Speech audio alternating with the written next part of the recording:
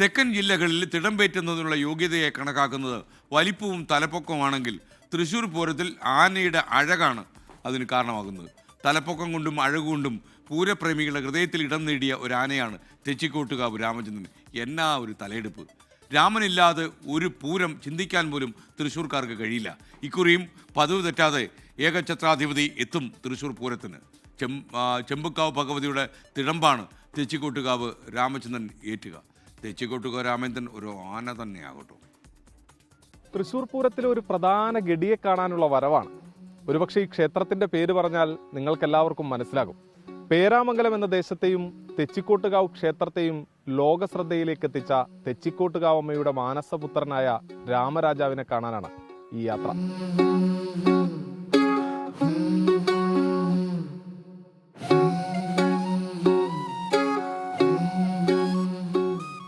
നമ്മൾ തേടി വന്ന ആൾ ദാ ഇവിടെ തന്നെ ഉണ്ട്, തെച്ചിക്കോട്ടുകാവ് രാമചന്ദ്രൻ. അതോടൊപ്പം തന്നെ അതിന് തൊട്ടപ്പുറത്ത് ദാ ഒരാളും കൂടിയുണ്ട്. അത് തെച്ചിക്കോട്ടുകാവ് ദേവിദാസനാണ്.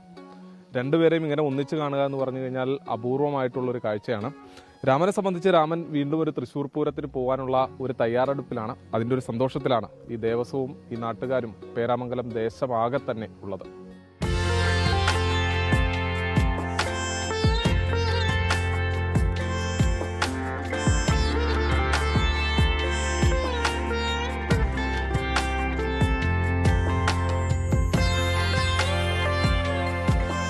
പൂരം കാണാൻ കാത്തിരിക്കുന്ന ആളുകൾ എല്ലാവരും തന്നെ ചോദിക്കുന്ന ഒരു ചോദ്യം തെച്ചിക്കോട്ടുകാവ് രാമചന്ദ്രൻ എത്തുമോ എന്നുള്ളതാണ്.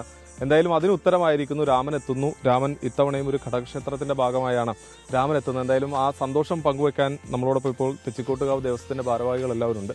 രാമൻ വീണ്ടും ഒരു തൃശ്ശൂർ പൂരത്തിന് എത്തുകയാണ്. ഇപ്രാവശ്യം ചെമ്പുക്കാവ് ഭഗവതി കർത്തിയാനി ഭഗവതിയുടെ തിടമ്പാണ് എടുക്കുന്നത്.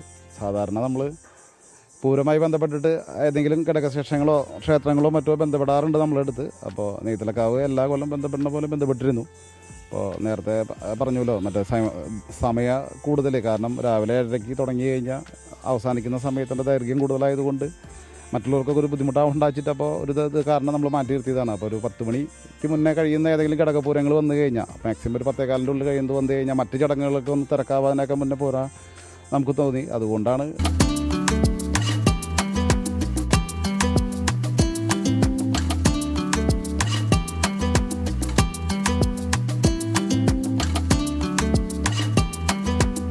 രാമന്റെ പാപ്പാനായിട്ടുള്ള രാമേട്ടൻ കൂടി നമുക്കൊപ്പം ചേരുകയാണ്. എങ്ങനെയാണ് ഇപ്പോൾ വീണ്ടും ഒരു പൂരത്തിലേക്ക് പോവുകയാണ്? വീണ്ടും ഒരു പൂരത്തിലേക്ക് പോയി കഴിഞ്ഞാൽ നമ്മളെല്ലാ കൊല്ലം പോകാറുണ്ട്. പക്ഷേ അത് കഴിഞ്ഞ കൊല്ലം വരെ ഇവിടെ നെയ്തലക്കാവിനായിരുന്നു. അപ്പോൾ അതിപ്പോൾ സാഹചര്യം നമ്മൾ ആദ്യം തന്നെ പറഞ്ഞല്ലോ. കാരണം വെച്ച് കഴിഞ്ഞാൽ രാമൻ്റെയും നമ്മുടെ ഒരു ബുദ്ധിമുട്ട് കാരണം സമയത്തിൻ്റെ ഒരു വിഷമം, പിന്നെ വെയിലിൻ്റെ ചൂടൊക്കെ തന്നെയല്ലേ. അപ്പോൾ അതുകൊണ്ട് സമയപരിധി കുറയ്ക്കാൻ വേണ്ടിയിട്ട് നമ്മൾ വർഷം പോകണില്ല എന്ന് മനസ്സുകൊണ്ട് പ്ലാൻ ഇട്ടതാണ്. കാരണം എല്ലാ വിഷമങ്ങളും കാരണം. അതുകൊണ്ട് ഇക്കൊല്ലം വേറെ ഏതെങ്കിലും ഘടകപൂരം കിട്ടുകയാണെങ്കിൽ എടുക്കാമെന്ന് വിചാരിച്ചിട്ട് ഇരുന്നു. അപ്പോൾ അതുകൊണ്ട് ഇപ്പോൾ ഇവർ വന്നു. അപ്പോൾ ആ ഘടകപൂരം എടുക്കാൻ വേണ്ടി പുറപ്പാടായി.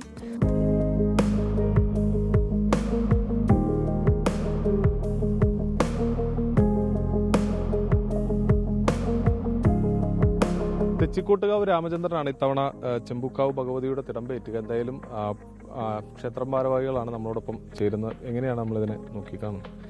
ഇത് ദൈവനിയോഗമാണ്. കാരണം ഞങ്ങളൊരിക്കലും പ്രതീക്ഷിക്കാത്തതാണ് തെച്ചിക്കോട്ടുകാവ് രാമചന്ദ്രൻ ഇവിടെ എത്തുന്നുള്ള കാര്യം. ഇവനോ ചെമ്പുക്കാവ് ശ്രീ കാർത്തിയാനി ഭഗവതി തെച്ചിക്കോട്ടുകാവിൽ അമ്മയുടെ തിരുമാനാണ്. അത് എന്താ പറയുക, ഇവിടെയുള്ള ആളുകളെ സംബന്ധിച്ച് ത്രില്ലിലാണ്. ഞങ്ങൾ ആദ്യം ഇങ്ങനെ പറയുന്ന സമയത്ത് ഇവിടെയുള്ള ആൾക്കാർ സത്യത്തിൽ വിശ്വസിച്ചിരുന്നില്ല. അയ്യോ നമ്മുടെ അവിടേക്കോ എന്നാണ് ചോദിച്ചിട്ടുണ്ടായിരുന്നു. പിന്നീട് നമ്മുടെ സോഷ്യൽ മീഡിയയിലൊക്കെ വന്നതിന് ശേഷമാണ് ഞങ്ങളുടെ അവിടെയുള്ള ആളുകൾ പോലും അത് സത്യമാണെന്ന് പറയാനായിട്ട് തയ്യാറായത്.